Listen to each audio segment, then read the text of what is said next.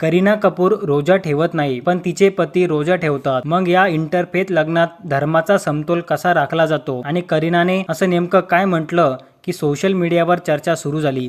नमस्कार मित्रांनो, स्वागत आहे तुमचं आपल्या विजेता न्यूज चॅनलवर. बॉलिवूड अभिनेत्री करीना कपूर खान हिच्या वक्तव्याबद्दल आणि तिच्या वैयक्तिक आयुष्याबद्दल ज्यावर सध्या सोशल मीडियावर चर्चा रंगली आहे. करीना कपूर ही जन्माने हिंदू आहे. तिचे वडील रणधीर कपूर आणि आई बबिता कपूर. तिने 2012 साली अभिनेता सैफ अली खान यांच्याशी लग्न केलं. सैफ अली खान मुस्लिम आहे. अलीकडे करीनाने सांगितलं की ती रोजा ठेवत नाही कारण तिला योग्य नियम आणि पद्धत माहीत नाही. मात्र सैफ रोजा ठेवतात आणि त्यांनी कधीच तिच्यावर दबाव टाकला नाही. आता इथे महत्त्वाचा मुद्दा काय, हे एक इंटरफेथ लग्न आहे जिथे दोघेही आपापल्या श्रद्धा जपत एकत्र राहतात. करीनाने अनेक वेळा सांगितलं की तिच्या घरात दोन्ही धर्माचे सण साजरे होतात, दिवाळीही आणि ईदही. सध्या सोशल मीडियावर काही लोकांनी तिचं समर्थन केलं आहे, हीच खरी आधुनिक विचारसरणी असं म्हणून. तर काहींनी टीका केली, पती मुस्लिम आहे तर रोजा काय ठेवत नाही. पण प्रश्न असा आहे, धर्म हा वैयक्तिक श्रद्धेचा विषय नाही का? लग्न म्हणजे धर्म बदलणं की एकमेकांचा सन्मान करणं? आजच्या काळात इंटरफेथ लग्नांमध्ये सर्वात महत्त्वाचं असतं ते म्हणजे परस्पर आदर. करीना आणि सैफ यांनी आतापर्यंत त्यांच्या नात्यात तो समतोल राखलेला दिसतो. धर्मापेक्षा नातं मोठं